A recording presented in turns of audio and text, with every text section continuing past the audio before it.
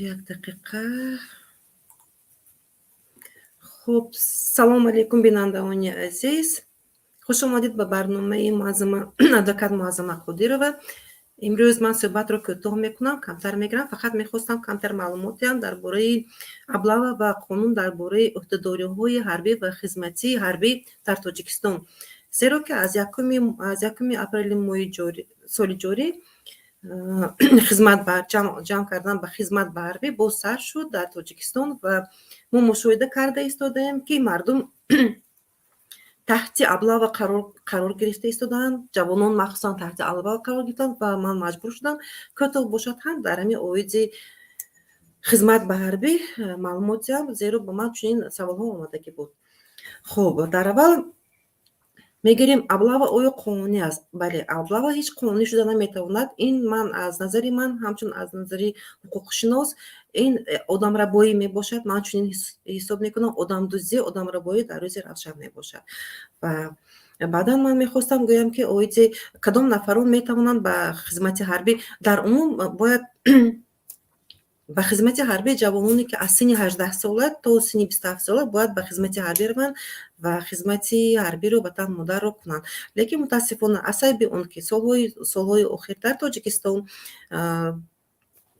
نسبت افسرانی که اونجا هستند لاتوکوب و اونها تحت لاتوکوب قرار دارند و پدر مادران نمیدونن که حتی به خونه فرزندان آیا فرزندان آنها گشته می آیند به خونه زنده صحت سلامت باوری ندارن.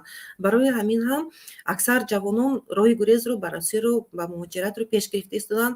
اگر که به مهاجرت برامون نتوانند در خانه پنهان شده ایستادن. لیکن به یک چیز دیگر اهمیت زین همین سال در قانون نیست، یگان قرار برآمده است، لیکن آوازها پخش شده است که آوازان این انیق هست که در شعبه پاسپورت شناسنامه دهی و جوانانی که به سن 18 سال رسیدن پاسپورت شناسنامه یعنی که خارجی نداده ایستادن بدون یگان قرار، بدون یگان قانون باشد هم.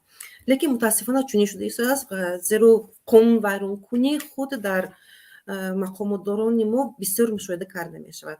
خب برمیگردیم به اون نفرانی که کی میتواند به خدمت حربی رود و کی میتواند از خدمت حربی آزاد باشد.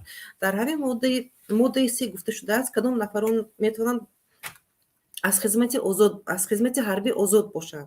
اونهایی که بنابر وضع سلامتیشون بد بودن، یعنی که بیمار باشن، خونی غیر قابل خدمت باشن، اونها میتوانند به خدمت حربی دعوت کرده نشوند. دوم اونهایی که خدمت حربی رو که یا در نمود دیگر خدمت در دیگر جا گذرانده باشن، اونها نیز از خدمت حربی در تاجیکستان آزاد کرده میشن. اونها میتوانند به خدمت حربی نروند.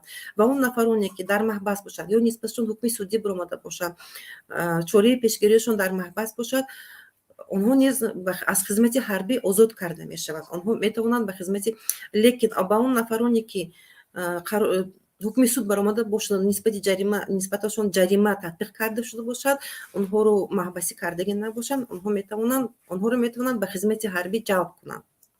یعنی بعدا باز یک پسران و اون نفرانی که به فرزندخواندی قبول کردن، این نفران هم از خدمت حربی آزاد کرده می شوند. یعنی چنین امتیازها در قانون چنین پیش بینی کرده شده است. لیکن من برای شما اینجا یک نوار رو نشون میدم. من یک چند نوار رو جمع کردم.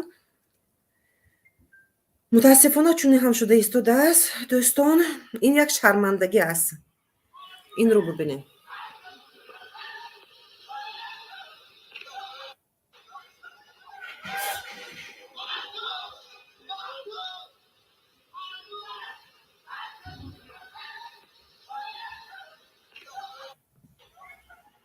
این یک نوار، این یک شرمندگی است. بعدا فهمیدم که این نفر کارمند تلویزیون بوده است. او هم تحت ابلاغ قرار گرفت، یعنی که او رو هم دزدیده بودن. گفتم ممکن است چنین. باز یک نوار دیگر دارم.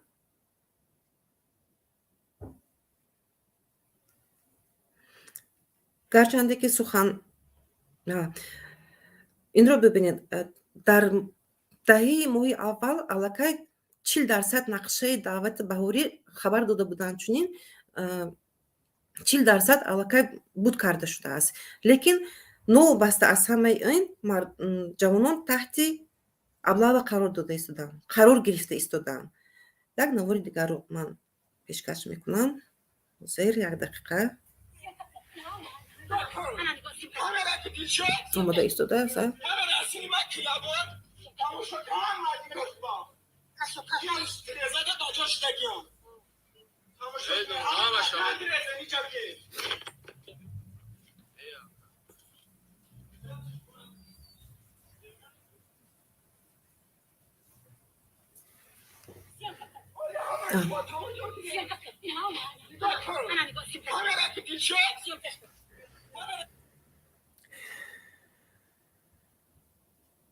камера карда истодаанд, лекин дар охир омода таҳдид карда истодааст. Таҳдид карда истодаст ки яъне ки сёмка накун. Аз сёмка хеле сахт метарсанд. аз навор гирифтан хеле сахт метарсанд, гарчанде ки тарсанд ҳам, лекин одамдӯзӣ карда истодаанд. боз як навори дигар буд аҷоиб. Як навори дигар доштам. хоб бисёр наворҳо ҷамъ кардааму, лекин аз ин чӣ фоида?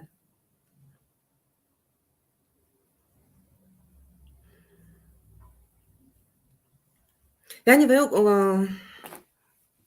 наворҳо баромада истодааст, лекин аз ин мо ягон фоидаеро дида наметавонем. гӯш ба онҳо гап задан фоида надорад. Одамравоӣ карда истодаанд, одамдӯзӣ карда истодаанд. Инро ҳамагон медонем.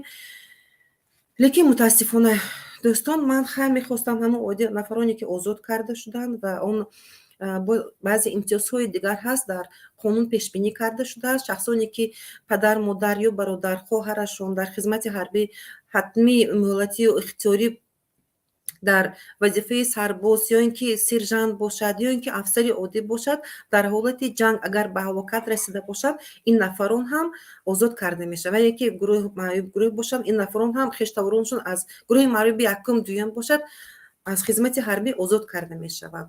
инчунин нафароне ки дар оила писархонха, оиди ин ман гуфта гузаштам. ва ғайр аз ин боз онҳое ки доктори илмӣ, номзади илмӣ бошад ё ин ки доктори фалсафа ё ин ки доктор аз рӯи ихтисос бошад, ин нафарон ҳам аз хизмати ҳарбӣ озод карда мешаванд. ва ҳаминро ман мехостам барои шумо гӯям. оиди аблава гап задан ҳам ягон фоида надорад. фақат ҳаминро гуфтанӣ ҳастам ки даст бардорен аз одамдӯзӣ. ба ҷавонон мехостам